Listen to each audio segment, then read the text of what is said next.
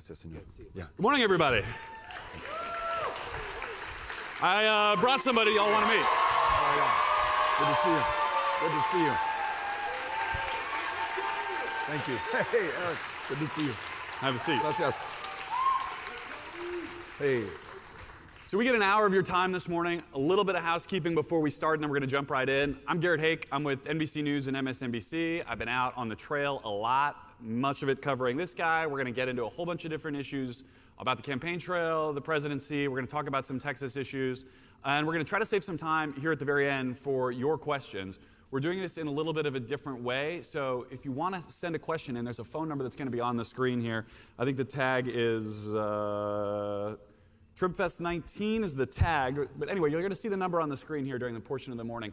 Text your questions, and then we will do them towards the end of the program here. Somebody will read them out. I can't see any of y'all, so it's going to be very difficult to call on people.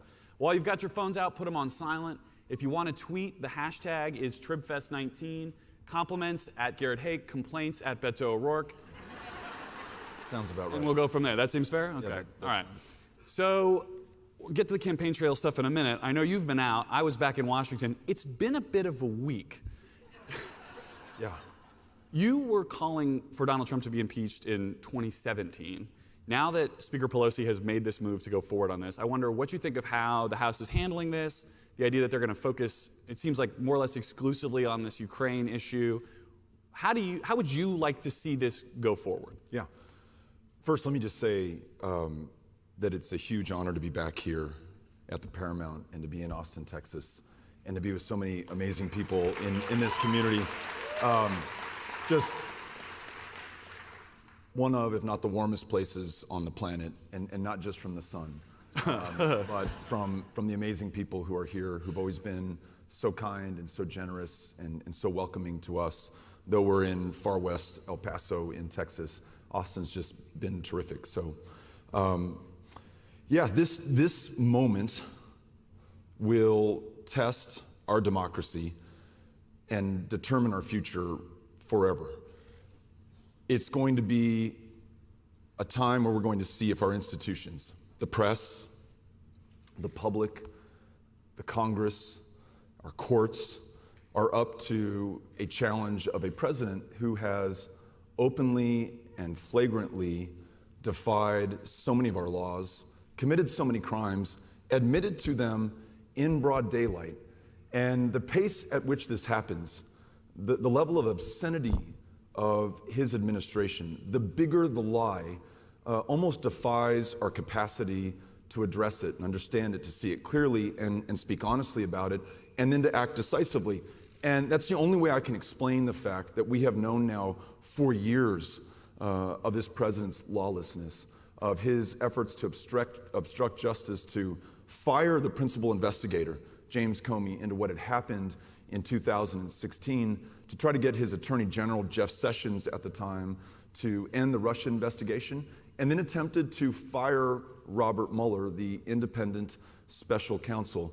Now you add on to that he's asked another foreign power, Ukraine, to be involved in our elections, to dig up dirt on Joe Biden, offering the bribe of nearly $400 million in foreign aid for a country that is fighting for its life with one of the largest military superpowers, Russia, to its east. Beyond the shadow of a doubt, we now know that the president must be impeached.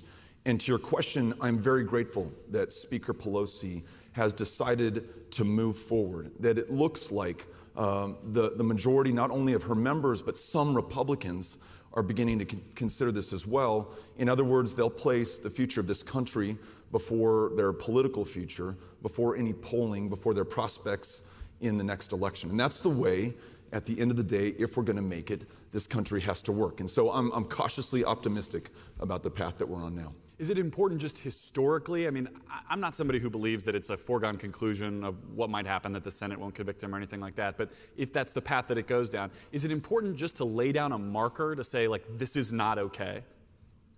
I think that's important. Otherwise, you have set a precedent that this is okay, that some people, given their position of public trust, their power, are really above the law.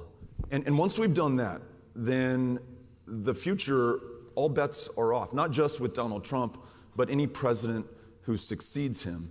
And if we allow that to happen, this democracy, our country, as we know it or as we want it to be, is truly gone forever. This experiment, which is really the exception, not the rule on the face of the planet and in world history, will be over. And so I really do think it is that defining a moment for this country.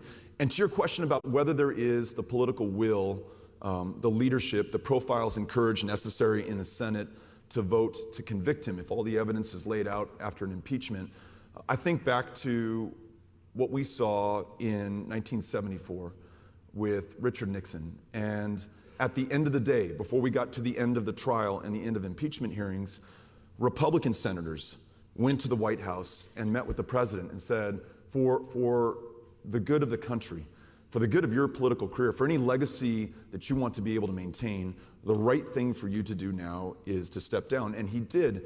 And I think there's a similar opportunity open to members of the Senate right now, and frankly, open to those around Donald Trump. We know from the whistleblower complaint that there are those close to the president who shared information with the whistleblower because they were so concerned about what the president said to the president of Ukraine, asking for a favor, a political, personal favor, and using the leverage of the United States government, all of us, and that $400 million to exact that political and personal concession, that they hid the phone call, and then they began to share with the whistleblower their concerns. Those people close to the president can sit down with him and level with him and make sure that he understands what's going to happen to him going forward, and that they also understand their complicity and the judgment of history and the judgment of our courts should they fail to act while there's still time to do it. So the best possible path, especially if you're concerned about a country that's never been more divided,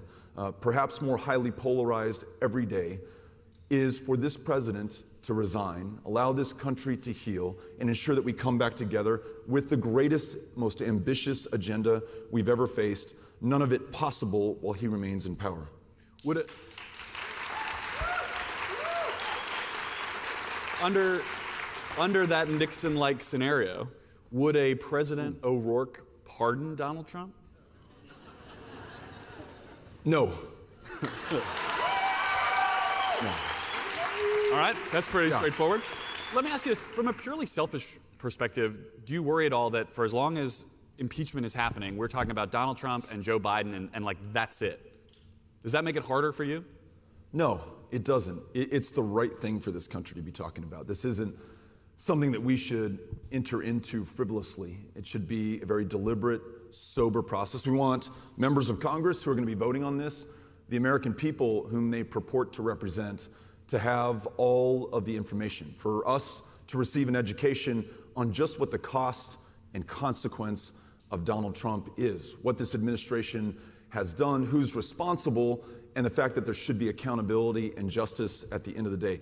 I'm in this race because I love this country, and I want to do right by the United States. I want to do right for the United States. The biggest challenge facing the United States right now is Donald Trump and this lawlessness, this criminality, those things that we've read about in the Mueller report, those things that we just learned from the whistleblower, but also everything else, the corruption that runs rife through this administration, the fact that this man has welcomed out into the open a racism and a violence that has long defined this country. He directed that killer who came to El Paso, Texas, and murdered 22 people in my hometown, fueled him with hatred and intolerance of Mexicans whom he called rapists and criminals, asylum seekers. These are the kids who've just traveled 2,000 miles on foot atop a train known as the Beast or La Bestia.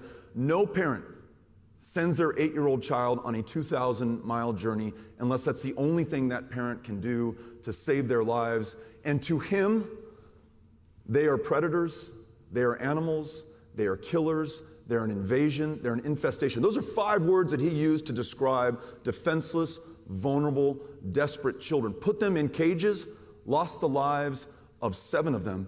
And then at a rally, one of these MAGA rallies in Florida in May of this year, when he's telling the crowd, just really getting them cooked up about this invasion of immigrants, and he says, "What are we going to do to stop them?" And someone yells out, "Shoot them." And the crowd roars in laughter. The president smiles, and he laughs as well. And he says, "This is perfectly okay." None of that lost on the killer from Allen, Texas, the AK-47 that he drove 600 miles to El Paso to begin killing people because he said he wanted to kill Mexicans. That's what he told the police afterwards. And he posted before the attack a manifesto that echoed the words of this president. So whether it's what happened in El Paso, the mosque that was burned down in Victoria, Texas, the day after President Trump signed an executive order attempting to ban all Muslims, so read that, all people of one religion, from the shores of a country that is comprised of people from every tradition of faith, every walk of life, from every country on the face of the planet. My case is that there is more than enough there to reach the conclusion that he is unfit for office, that he's committed high crimes and misdemeanors, must be impeached, must be tried, must leave that office so that this country can get along and get to the great, big, ambitious work before us. Your audition for a side gig here on impeachment is going well. So I've not been out on the trail with you since the last debate, the hell yes moment. I'm curious how things have changed for you on the campaign trail since that debate, since that moment, which seemed sort of seminal to what you're trying to accomplish on the campaign trail right now. El Paso, that massacre, that terror attack on the 3rd of August, really forced me, whether I wanted to or not, to see things far more clearly, to connect those dots that I just did, to speak honestly about it, regardless of the political consequences or the price that I pay as a candidate, and then to define the decisive action that we will take. So, yes, universal background checks, red flag laws, ending the sale of these weapons of war, which, as you know, an AR-15 and AK-47 are designed literally exclusively to kill people on a battlefield as effectively, as efficiently, in as great a number as possible. The killer in Dayton, Ohio, and we were just there this week, in under 40 seconds, kills 10 people. In El Paso, in under 3 minutes, kills 22 people, grievously injures dozens more. When the Second Amendment was written and adopted, it would take you 3 minutes to reload your musket. So knowing that there are more than 10 million of those AR-15s and AK-47s out there, having met the families who have lost kids who were up against a weapon of war, never had a chance, nor a prayer, to listen to a mother who watched her 15-year-old daughter bleed to death before her very eyes because she was up against an AR-15. You cannot reach any other conclusion other than those weapons should be bought back, brought back home, taken off the streets, out of our homes, and never again used against our kids in schools, against us in churches or synagogues, against people in a Walmart innocently shopping before the first day of school in El Paso, or any of the other crimes of terror that we're seeing all across this country. And it's not just what I feel. It's not just what those parents feel. Increasingly, I'm learning it's what Americans feel. They just polled this in Texas, this proud but responsible gun-owning state. 49% of our fellow Texans believe that there should be a mandatory buyback of AR-15s and AK-47s. Only 36% oppose. And those are the facts as measured by the pollsters, but anecdotally, in a Buc-ee's bathroom in Katy, Texas. After I've washed my hands, kids, and I'm about cover your ears. Gentleman comes in and he says, "Hey, this is gonna sound strange." As anything would under these circumstances. And I'm bracing myself because here we are in the men's restroom. And he says, "Beto, I'm as Republican as they come. Never voted for a Democrat, likely never will vote for a Democrat. I own an AR-15. But what you said," he told me, "on that debate stage last night is everything that I feel and precisely what this country must do. I would gladly sell that AR-15 back." He gets that he doesn't need it to hunt.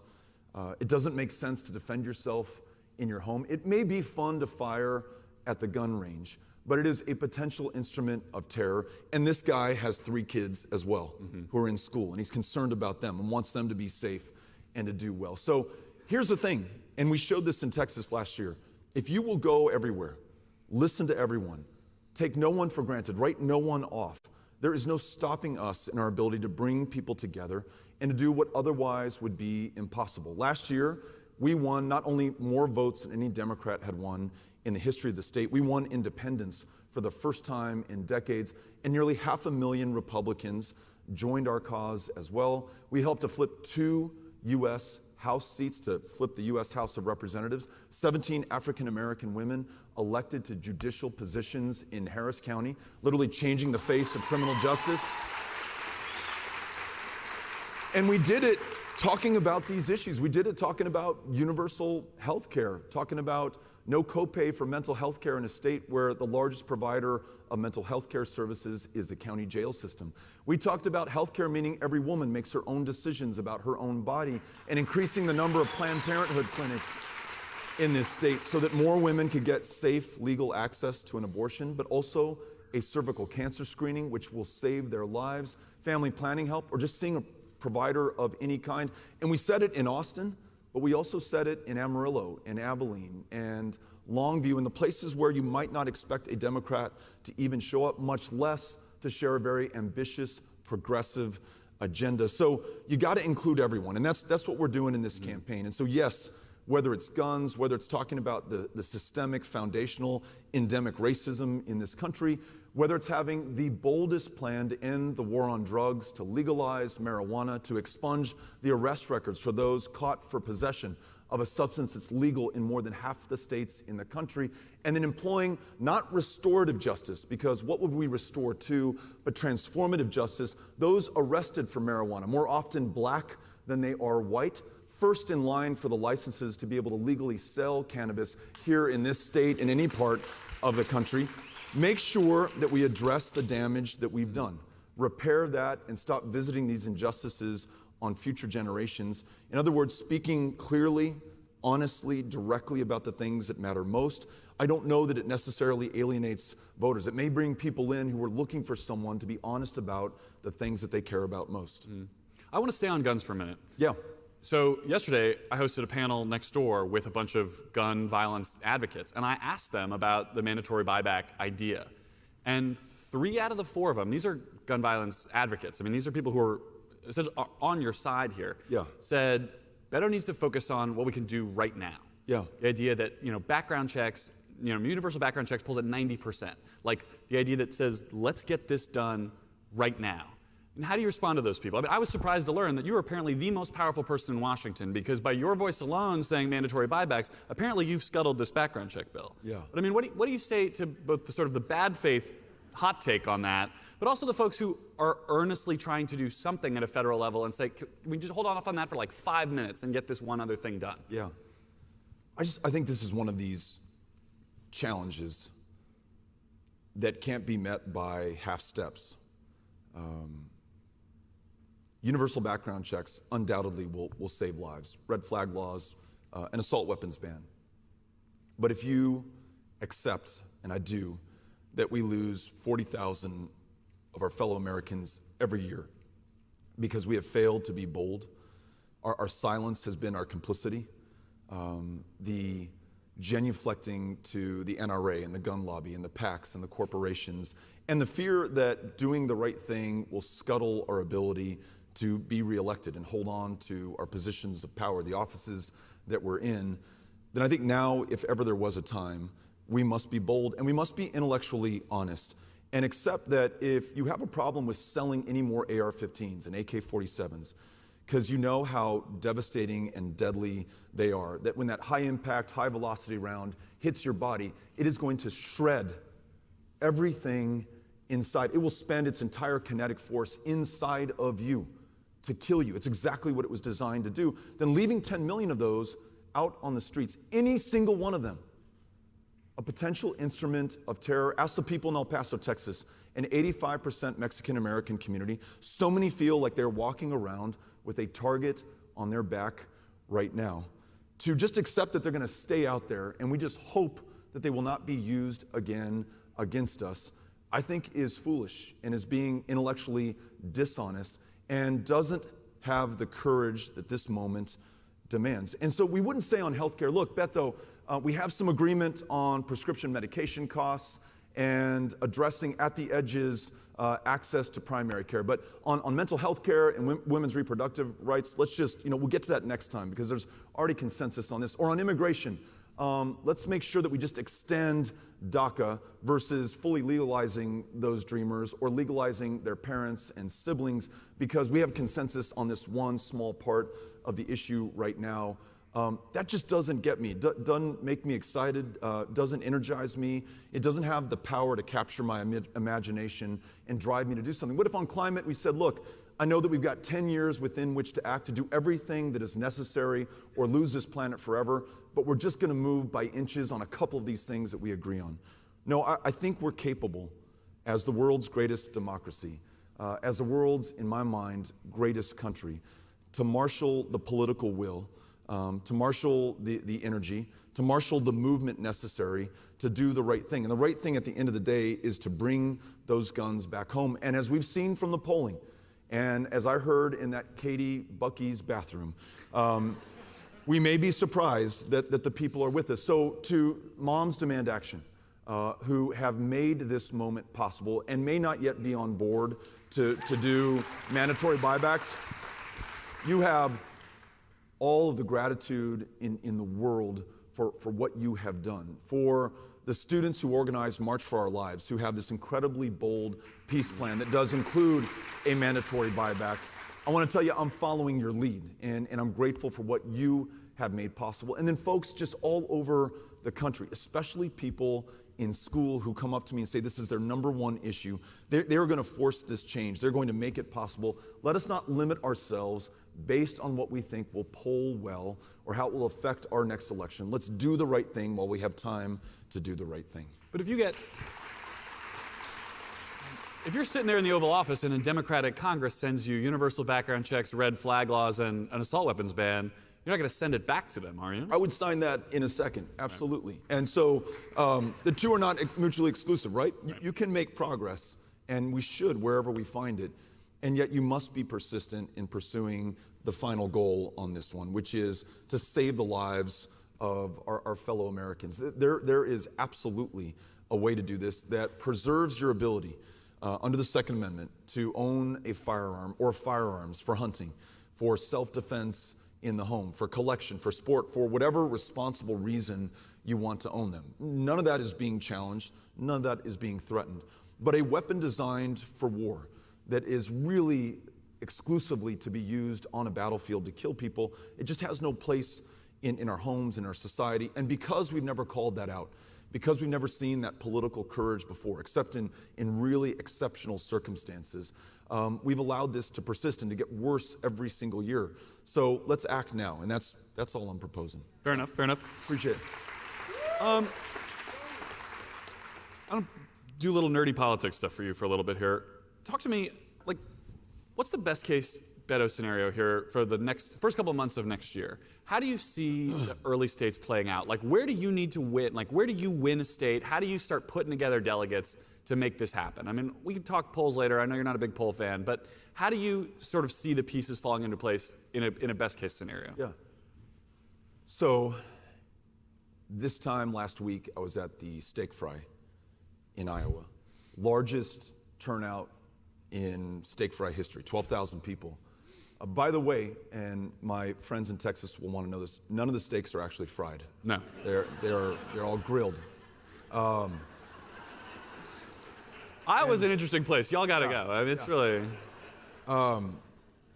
And first of all, and those who are here and are supporting other candidates for president can attest to this, there's this really wonderful feeling that we're all on the same team. Mm-hmm. So folks in t-shirts of other candidates from other campaigns were coming up to wish us well. Always a kind word, a lot of warmth, a lot of, I just feel like there's common cause there on the ground, which makes me feel good as an American, and certainly makes me feel good for whoever the nominee is. We're all gonna get behind him or her. Certainly I'm gonna do that if I'm not the nominee. But what was so thrilling was to see hundreds of supporters many of our staff members who've been on the ground, knocking on doors through the dog days of summer, where it's just really hard. You're not in the news all the time. You're not sure if that person behind that door is going to want to hear you or is interested in your candidate, and yet they persisted in doing that. The really day in, day out, tough grunt work that makes this possible. To go to that steak fry, for people to be electrified, to use my 10 minutes to talk about those things that I think are most important for the future of this country, to describe an America where I'm president, where we heal instead of inflame, we bring together instead of divide, we're ambitious and courageous, we're not building walls and putting kids in cages, we're honest and forthright, we're a global leader on the things that matter most, like confronting climate change before it is too late. And when I got off the stage and began looking for one of those steaks to eat, I cannot tell you how many people came up in the t-shirts of other campaigns and other candidates and said, you know what, I had heard about you. I knew you had done something in Texas in 2017 and 2018. I didn't all the way know what you were about, but hearing you speak and seeing you on that debate stage last Thursday, you're my guy. I'm going to commit to caucus for you right now. So those moments that we have, those who are making those moments possible by knocking on doors or chipping in so that we have the resources to hire those organizers. With 5 months to go, that's how we build to support the caucus commitments, especially amongst young people. And I don't know whose polls they are found in right now, but much in the same way that no one in Texas thought we had a chance, and then young people turned out at a rate 500% over what we had seen in 2014. They're going to be showing up in droves on caucus night in Iowa, and I think we're going to surprise a lot of people and the rest of the country in how we do there, how we do in New Hampshire, or again, we have an extraordinary ground game and team, South Carolina and Nevada as well. But the United States is bigger than just those first 4 early states. And so we find ourselves in Texas, which has a rich number of delegates, which has 38 electoral college votes, which can... Not that anyone's counting. Yeah, which if you are looking for a way to defeat Donald Trump, that way is the state of Texas. Yep. And it's the people here, the kind of campaigns that we've run that allow us to do that. But spending time in Ohio, being in Erie, Pennsylvania yesterday, going to Gary, Indiana. Who goes to Gary, Indiana? We went to Gary, Indiana. Going to Forest and Canton, Mississippi, to be in a state whose place in the nominating process, I can only guess, but whose people are just as important as anyone else in America, especially those whom we visited, who came here from Guatemala for the privilege of working the toughest, some of the hardest, some of the crappiest jobs available right now in chicken processing plants, where they're earning $8 an hour if they're lucky. Some of them, because of their immigration status, that's used as leverage against them to pay them something far lower, kind of a modern day bondage in this country right now. And then raided, though they committed no crimes, posed no violent threat to this country, are raising U.S. citizen children, in some cases hogtied, taken away to detention centers, separated from their families, causing trauma and terror for their kids. We showed up to be with them and to hear them and then to tell their story to you so every American understands what is being done in our name right now. This is a true national campaign, and we're going to everywhere to listen to everyone in this nation. Y no me importa who you voted for last time, where you live, your immigration status, the fact that you're here in this country, you're a human being first before you're anything else, and we're going to treat you that way. That's the way we run this campaign. Those are the people that we bring in. And I think that's the way that we do well in these early states. That's the way that we do really well here in Texas and on Super Tuesday. And that's the way that we fight for every single delegate, fight for a vision of an America that we can all be proud of, all get behind, and excludes nobody, takes no one for granted, writes nobody off, brings everyone in. That's how we do it. One other campaign nerd question. 2 of the candidates who are polling about the same place you are, Cory Booker and Julian Castro, have in the last 2 weeks essentially put out, stunt is such an ugly word, but we could call it somewhat stunt-like fundraising appeals to essentially say, if I don't raise X number of dollars by X day, I can't stay in this campaign. If I don't make the next debate stage, I can't stay in this campaign. Given that you are polling in a similar capacity, are you in a financially healthy enough position that you can say you're in this thing till Iowa in February? I'm in this thing till the very end. I'm in all the way. Yeah, I mean, look, you've got an extraordinary field of candidates, any one of whom I think we all agree would be far better than the current occupant of the White House. Every one of whom is running a really amazing campaign, bringing great ideas to the fore in conversations like these, and all of whom are competing for dollars to fund really expensive campaigns to reach those voters and caucus goers with so much other news and information, other candidates competing for their time. So saying, hey, if you do not give me $1.7 million, I'm leaving the race. Or if I don't qualify for this next debate stage, I'm gone. It's kind of raising the ante or the bar for how we compete for those dollars. I could maybe do a Facebook live stream with a kitten and say, now we don't want anything to happen to the kitten. So, send your $5, your $10, your $15 in now, and Miss Whiskers is going to be fine. You got federal election attorneys on the phone right now. Yeah. To be clear, we're not going to do that. I can't say it didn't cross my mind, but no, we have been so lucky. Hundreds of thousands of people have donated to this campaign, many of them in Texas. Many of them were with us in the U.S. Senate campaign. Hundreds of thousands of people have signed up to knock on doors, to make phone calls, and I really do think that's going to be the difference in this campaign, that grassroots effort, doing the tough work day in and day out, making that $5 contribution to the campaign. That's what gets us through at the end of the day, and that's what has given us the resources to answer your question, to be able to be in till the very end. So we're really grateful, and I'm going to make the most of it. I understand that I have the responsibility to carry everything that everyone has put into this campaign, not just their money and their time, but their hopes and their expectations for this country. People have come up to me and they said, you know what, for the first time in the last few years, I'm really optimistic. I really think that we can do this as a country. I want to make sure that I follow through for them, but I do this with them. So does that we're going to continue to run weigh on you? I mean, does that weigh on you, the people that are pulling you aside at the end of events? Absolutely, yeah. But you know what? It is also extraordinarily encouraging. It is incredibly powerful, and it drives me. We did a gun violence roundtable in Denver last week, and here we were with parents who had lost children in the Aurora movie theater shooting. A young woman who lost her father at Columbine 20 years ago. A father who lost his child in an incident of road rage where a driver approached his wife and his kids when they pulled over at the side of the road and then just shot them all and lost the life of his son.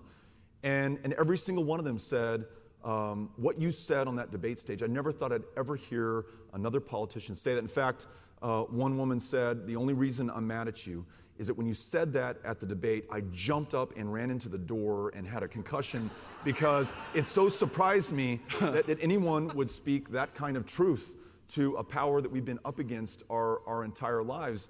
But I remember this one gentleman, Lonnie, he said, you've stepped in it now.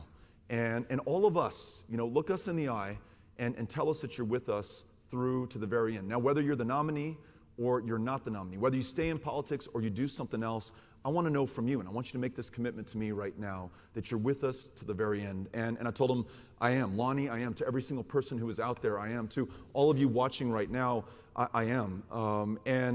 I feel that responsibility, but I also feel that opportunity to say things that need to be said that we've never spoken before in our politics. To say this is fucked up when 7 people are killed in Midland and Odessa. Our political language, our rhetoric, our politics is insufficient to the challenges that we face right now. That's clear given the situation that we're in. So yes, I feel that responsibility, but yes, I feel empowered by those who want me to speak for them, and I will for as long as there's breath in my lungs.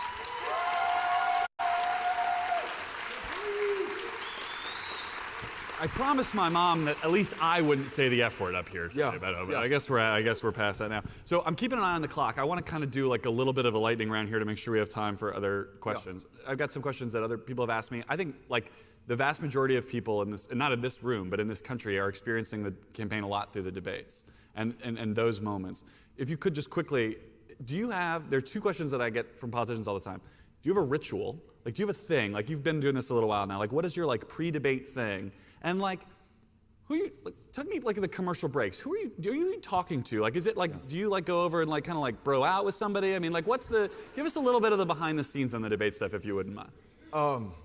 It's a good question. So at every debate, luckily I get to be with my wife Amy, and that is so calming in the face of something that makes me incredibly anxious. Just to be honest with you, to go out on that stage with another 9 candidates. In October, it'll be another 11 candidates. They're going to stack you guys, is my understanding, right on top of each other.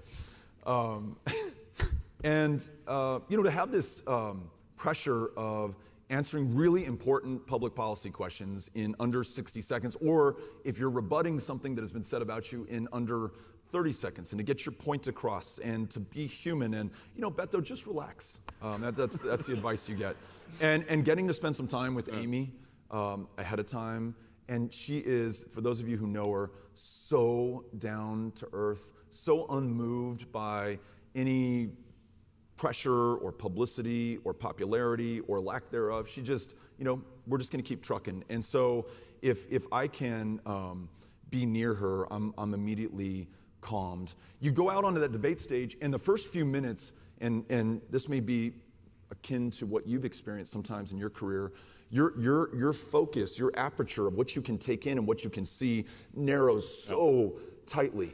The blood is just pumping through your system. Please don't fuck this up. Please don't fuck this up. Please don't fuck this up. And you may have thought through some things that you want to say in your opening. You may be speaking too quickly, and sometimes I do. And then about 20 minutes into the debate, you relax a little bit. You can see, from the periphery a little bit. And you can even have these transcendent moments where you can see the rest of the people on that stage, and you can take it in. And Corey makes a joke, and you can laugh at the joke because it's genuinely funny. I don't know if you remember in the last debate, he said, "The answer is no." And I'm going to repeat this in Spanish, no. Yep. And I thought that was great, and I started cracking up. And Amy said, compared to how you were in the first 2 debates, where you were so uptight and serious, and she said, I saw you crack a smile and laugh when Corey made that joke. She said, I could tell that you were relaxed. And then backstage, everyone is so cool with one another. People will come up and say, hello, how have you been? How's your family? Joe Biden, in the break after the first part of the last debate, where he'd said some really nice things about the people of El Paso, I just went up to him and I said, hey, Mr. Vice President, that was so kind of you, and I really appreciate it, and it's gratefully received on behalf of the people of El Paso. And then we just had a great, honest conversation. He's just such a good, genuine person. And then we went out there, and people started punching each other again. And it's like the old cartoon where the coyote and Roadrunner. Well, the coyote and the roadrunner. What's the one where the coyote punches out at the end of the day, and the sheepdog punches out, and they just at each other's throats, and then they go have a beer together? It really, so much of this, in general, is for show, and the theater of it all, and the drama that we seek to instigate in order to be covered and to be asked questions afterwards. And if you can break out of that, if you can transcend that, and just be yourself, and come across as who you are, I think that's really, if you can do it, that's the magic, and that's what I try to do, and I think what I was able to do a little bit better in this 3rd debate versus the previous 2. Good. If we can, let's get that number on the screen for people to text questions. I'm going to have a couple more questions for Beto, and then we'll take some questions from the audience. So if we can get those text questions in now. I want to ask you about here in Texas. I will not ask you whether or not you're going to run for Senate, I promise. But I will ask you, there are a lot of qualified people who are running, and I wonder, from your experience, if one of these folks pulls you aside and said, what would you have done differently against Ted Cruz, or recommend that I do that you didn't think of for this time around? What's the trick? What's the advice that you would give one of those candidates? So first of all, let me just say that the field of candidates seeking the nomination to run against John Cornyn is incredibly strong. It's extraordinary. So you have Cristina Sinsun Ramirez, you have Chris Bell, you have Amanda Edwards, also from Houston, you have MJ Hagar, a combat veteran, you have Royce West. Those are just 5 of 7 extraordinary candidates, any one of whom I'm convinced is capable of defeating Cornyn, every one of whom would make an excellent U.S. senator. So I feel really good, given what we all decided we were going to do together last year in Texas, take a state that was 50th in voter turnout and completely transform it with historic turnouts, especially amongst young people. So if any one of them, whoever the nominee is, will go to each one of the 254 counties, never trim your sails, never watch what you say, speak from the heart, have the courage of your convictions, but always bring people in. Say, I just really could care less what party you belong to whom you pray, who you love, how many generations your family has been here. You're a Texan, you're an American, you're a human being first. I think it was that invitation to come in to this campaign in 2018 that so set it apart, and to give people responsibility. You want to set up a field office in Abilene, Texas? Go for it. We put the keys in your hand, ask for forgiveness, not permission, and get after it. And people did. They took ownership of the campaign in 2018. They, the people of Texas, produced the results that I described earlier. So I think continue that course of engaging at a grassroots level, going door to door, making those phone calls, bringing everyone in, and this state is going to produce the first Democrat for the U.S. Senate since 1988, and it's going to happen in this coming year in 2020. The questions about the Senate race, have you considered just endorsing so you'll stop getting asked? No, I mentioned 5 of the candidates in a really extraordinary field. I want to make sure that there's a true competition of ideas, of record, of vision for what they want to be able to do for Texas and this country. I don't want to put my thumb for whatever it weighs, if it weighs anything at all on the scale. And I'm also interested in listening to them and hearing from them, and then making an informed decision, just like every other voter in the state of Texas. But yeah, we're focused on this race. I want to be president of the United States. I want to serve this country in that position. And I want the help of the people of Texas to make it possible. And imagine this. If I'm this party's nominee to take on Donald Trump, not only can we win the 38 electoral college votes that were last won by a Democrat in 1976 when Jimmy Carter did it, not only will that forever change the electoral landscape in the United States of America, but everyone down ballot in this state, the person who runs against John Cornyn, those who are going to flip the Texas House of Representatives to produce a majority, races all up and down the line will benefit from the power of a Texan at the top of the ticket. So I think this is an extraordinary moment for the United States. I think it's an extraordinary moment for Texas. And this is really our opportunity, not just to have a seat at the table, but to guide the national conversation and to determine the national outcome. So if ever there were a moment for Texas to stand up, it is this one. I feel like every time a Texas House Republican resigns, the Democrats have called this the Texodus. So many of them have hung it up because they're facing so much tougher races. I sort of picture you with this like Arya Stark list, and it's like, done, like another one gone. Right. I mean, do you take some credit for putting the fear of God in some of these Texas Republicans, that like all of a sudden you're going to have competitive races in Tarrant County and in the Houston suburbs and all these other places? It is such a good sign for Texas and for our democracy. Whether you're a Republican, an independent, or a Democrat, you want that competition in November.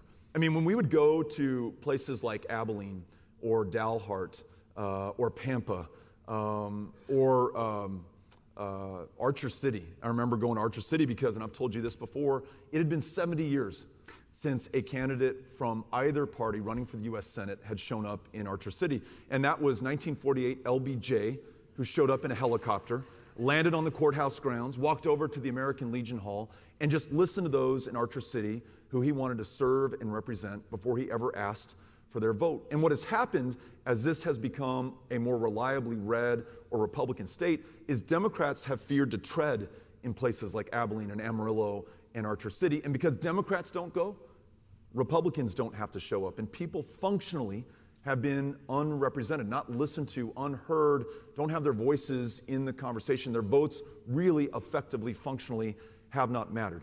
So going everywhere, engaging with everyone is a way that we win at all levels of the ballot. And yes, I think it's important for Democrats to know that we should not concede any seat, any county commissioner's position on any court in any one of the 254 counties. All of these are competitive. And the only thing you need to do to compete is to show up, to knock on doors, to listen to people, to bring them in to the conversation. I'm convinced that the political spectrum, right and left, conservative and liberal, Democrat and Republican, as we've known it, has completely exploded, blown up. We're just seeing some vestige, some reminder of it when we talk about it right now. Whether it's healthcare or the environment or immigration or jobs or anything that you care about, you cannot fix that position on a spectrum. It's just a human concern, a Texas opportunity, an American idea. And we're going to act that way, share that with the people who we want to bring in. And in so doing, this no longer is a red state. This is a voting state where everyone shows up, everybody stands up, and everybody is counted. Last question from me, and then we'll take some audience questions. I'm going to give you an opportunity to play a little bit of media critic here. Is there an issue? Is there a way? What's the biggest disconnect between how the national media covers this race and what you see on the trail every day? Oh. First of all, you are personally, and the media in general, and the press, the best defense against tyranny, not the enemy of the people. What we're learning from the pages of the Washington Post, the New York Times, watching MSNBC, our local newspapers, Texas Tribune, about those who hold positions of power, what is being done in our name, the efforts to evade scrutiny and responsibility that we're seeing at the very top, including in the White House. That's how this democracy makes it. That's how we survive. But you're also limited and challenged by the fact that you need viewers, or you need clicks, or you need readers and subscribers and advertisers. And so the more sensational the coverage, the more concise that candidate can say something incredibly dramatic, the better chance that they're going to be heard, that you're going to be watched, which doesn't afford or avail itself to issues that are a little bit more complex, or a conversation that is a little bit more thoughtful. And it's just where we are as a country right now. I think of the fact we were just at Kent State, and more than 1,000 people showed up in a place that no presidential candidate really goes to. And we're approaching the 50th anniversary of what happened there on the 4th of May, 1974. Students shot dead as they protested our involvement in the Vietnam War. And I got to meet one of those students who was shot but survived, Alan Canfra, shot in the wrist. Got to hear his story and then meet with 1,000 students who are concerned every bit as much as you, or more so, on climate, on gun violence, on our criminal justice system. And they're showing up in great numbers, resonant to the fact that all leadership in this country, every significant change, has always been led by young people. That's a story that I want to tell. I don't know if that's a story that makes it on to MSNBC. Being in Gary, Indiana, and listening to a veteran who cannot get in to have her post-traumatic stress disorder treated, who may be buying opioids on the street because she cannot get a prescription legally of medical cannabis at the VA right now, who worries that she will succumb to her addiction, be one more statistic, one more overdose death. How we make sure that we're there for every veteran who's put their lives on the line for this country. How we change our drug laws so that they reflect our ability to save the lives of our fellow Americans. How we make sure that we hold those who are accountable for opioid overdose deaths.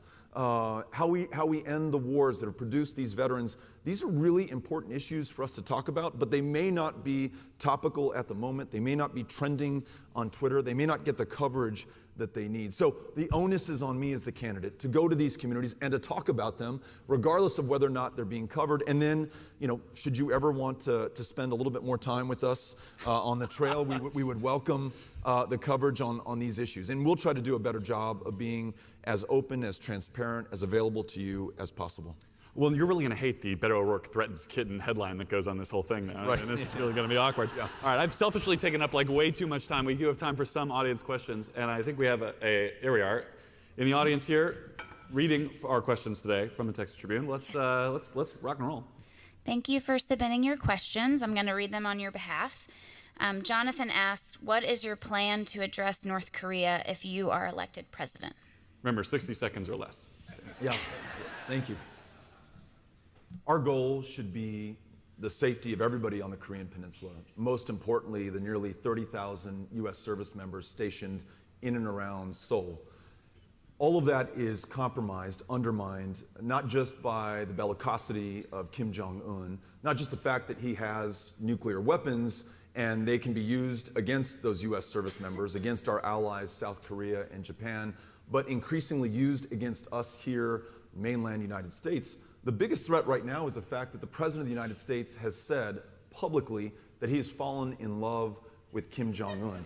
He has raised that thug, that dictator's stature by meeting with him unconditionally, by showing the people of North Korea that the American people, through their president at least, stand with that dictator and not the people who are being oppressed, who are being killed, who are being starved to death. And we are no closer today in 2019 than we were before President Trump took office in reducing the number of the nuclear weapons or the threat that that country poses. So how do we meet this challenge? We make sure that we work, instead of turning our backs on, our allies like South Korea, like Japan, like NATO, an organization that the president questions its viability, an organization who's only used its mutual defense clause once, when we were attacked on 9/11 of 2001. Make sure in a concerted manner that we come up to North Korea and say that these nuclear weapons must be removed from this country. This peninsula must be nuclear free. We're going to work with our friends and allies, also those we don't see eye to eye with all the time, like China, to make sure that we can resolve an otherwise intractable problem. The alternative is to go to war. A war whose body count will not be measured in the hundreds or thousands, but the tens of thousands or hundreds of thousands. That's the way that we meet the challenge in North Korea. That's the way that we meet the challenge in Iran. That's the way that we meet the challenge the world over. Not by going to war, not by turning our backs on our friends and our allies, but engaging diplomatically, multilaterally, ensuring that we use diplomacy, inspiration, pursue every avenue of peace to pursue our goals. That's the way that we meet this challenge. That's the way we meet any challenge on the world stage. Thanks for asking. Okay, there has been very little discussion on a major federal issue, disaster recovery. Are you willing to make a transformational disaster recovery policy like healthcare has become? Yes. We understand, and the people of Houston, Texas, better than anyone else, that climate change is not a threat for which we must prepare. You know, something that is going to befall our kids and grandkids. Climate change is something that is happening right now. Those 500-year storms that have knocked the socks off of Houston and Rockport and Port Aransas and Port Arthur and Beaumont, those homes that have not been rebuilt following the last storm before the next one hits, caused not by God nor by Mother Nature, but by all of us, our emissions, our excesses, our inaction in the face of the facts and the science and the evidence that is right before us, and knowing full well that those storms and those floods will only increase, become more frequent, become more devastating and more deadly. The answer to that, to your question, is to invest now in pre-disaster mitigation grants to the communities of Southeast Texas, to Charleston, South Carolina, where every single time it rains now, it floods in that community, to communities farther inland in Pacific Junction, Iowa, not too far from where Eric is from, where it has never flooded in the history of Pacific Junction, and where this year, due to the highest levels of runoff into the Missouri River, the highest level of flooding from the Missouri River, every single home, every single business was underwater. Let's get money, infrastructure, concrete, and cement to those communities to mitigate the effects of these storms that are only becoming more frequent as we simultaneously work on freeing ourselves from all dependence on fossil fuels, fully embracing wind and solar, the renewable energy technologies, and high-paying, high-skill, high-value jobs that come along with them. So yes, let's make that investment up front. Let's help those who need to relocate have the resources to be able to do that. And then let's address this.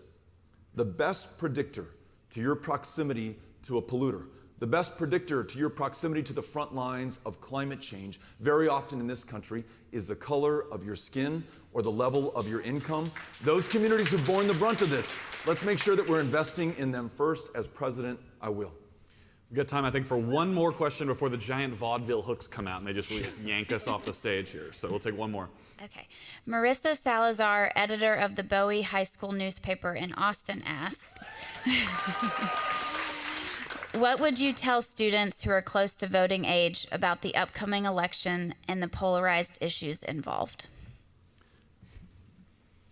So I'd say this to Marissa. Love you too. I mentioned the gentleman that I met at Kent State who, when he was 18 or 19 years old, was shot by a National Guardsman for peacefully protesting our country's presence, involvement in Vietnam. And part of the reason that story is so important to me is it shows that in this country, the greatest level of sacrifice to produce the greatest level of change has always been led by the very youngest people. FDR helped to declare war and mobilize this country in World War II to face the great existential challenge of the day. But it was really young people, 17 years old, 18 years old, 19 years old, who were on those transports crossing the English Channel, who would land at Normandy, knowing full well that many of them would never come home, and many of them never came back home. I think of those at North Carolina A&T. February 1, 1960, 4 students from that historically black college walked into the Woolworths in Greensboro, North Carolina, sat at the lunch counter, and ordered a cup of coffee. Wanted to be treated like men, like human beings, like citizens in their own country, and were refused because of the color of their skin. But persisted day in and day out. They sat at that lunch counter until July 25th of that year, the Woolworths in Greensboro, North Carolina, was integrated. And it shocked the conscience of this country and inspired millions more to do the right thing. 1963, the Children's Crusade in Birmingham, Alabama.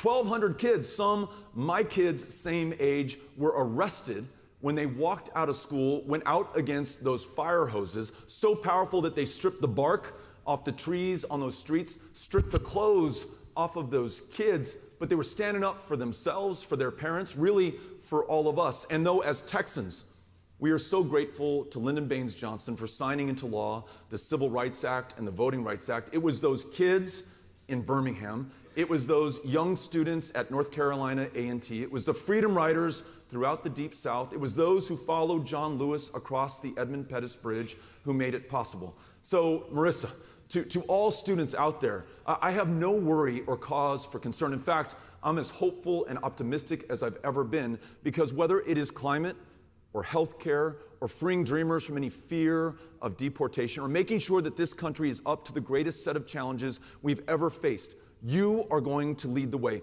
You are going to make it possible, and we as a country are grateful. So thank you. Gracias. All right, folks. That's all the time we've got. On behalf of NBC, the Texas Tribune, Beto O'Rourke, thank you for coming out. Appreciate it. Thank you. Gracias. Thank you. Thank you all so much. Gracias.